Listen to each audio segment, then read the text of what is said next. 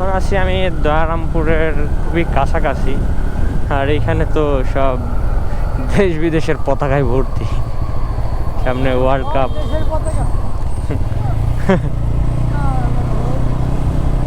আর এখানের এই সামনের এই রাস্তাটা খুবই সুন্দর, চারিদিকে গাছ এবং মাঝখান দিয়ে রাস্তাটা খুবই সুন্দর,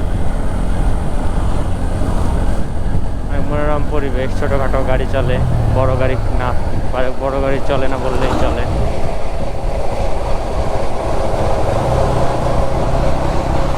আর এখন আমের সিজন, তাই সবাই আম নিয়ে একটু বেশি ব্যস্ত।